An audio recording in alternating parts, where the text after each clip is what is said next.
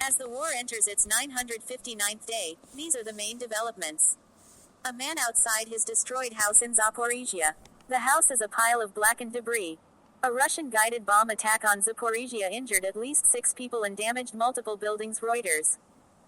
The death toll from a Russian ballistic missile attack on port infrastructure in Ukraine's southern Odesa region rose to 8 with 9 people injured, Regional Governor Oleh Kiper said. Wednesday's attack hit a Panama-flagged container vessel that was at the port. Ukraine's Deputy Prime Minister Oleksii Kuleba said Russia attacked Ukraine's port infrastructure almost 60 times in the last 3 months and is intensifying such strikes. At least 6 people were injured after a series of Russian-guided bomb attacks on the southeastern city of Zaporizhzhia, Regional Governor Ivan Fedorov said. The attack also damaged 29 buildings.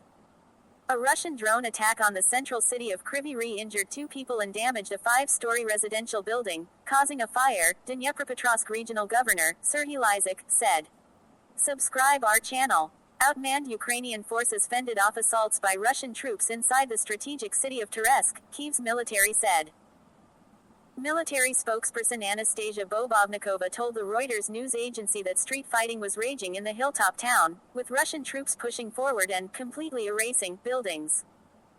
Russia said its missiles struck 2 launchers of a U.S.-made Patriot air defense system in central Ukraine, with Kyiv acknowledging the weapon had been hit, but saying it remained operational. A Ukrainian military blogger said the strike took place in Pavlorad, in the Dnipropetrovsk region.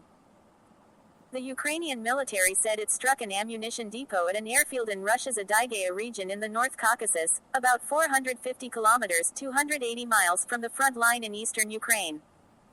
Odesa regional head Murat Kumpilov said that the village of Rodnikovi had been evacuated after the drone attack started a fire, but there were no casualties. Politics and diplomacy. Ukrainian President Volodymyr Zelensky took a lightning tour of Western European capitals as he details his victory plan to Ukraine's allies. He met British Prime Minister Keir Starmer and NATO Secretary General Mark Rutte in London, French President Emmanuel Macron in Paris and Italian Prime Minister Giorgia Meloni in Rome.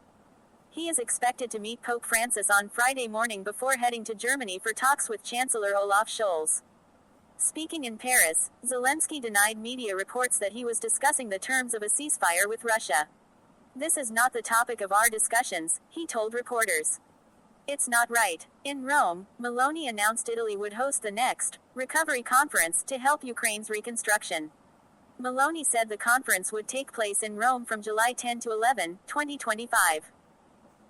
Victoria Roshina, a Ukrainian journalist who went missing while reporting from occupied East Ukraine in August 2023, has died in Russian detention, a spokesperson from Ukraine's Prison of War Coordination headquarters said.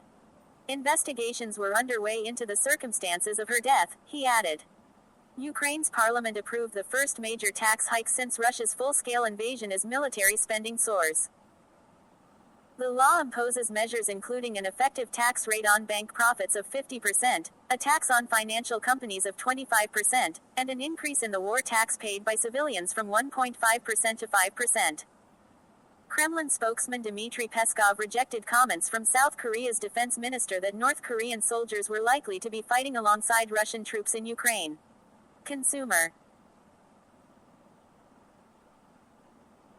As the war enters its 959th day, these are the main developments. A man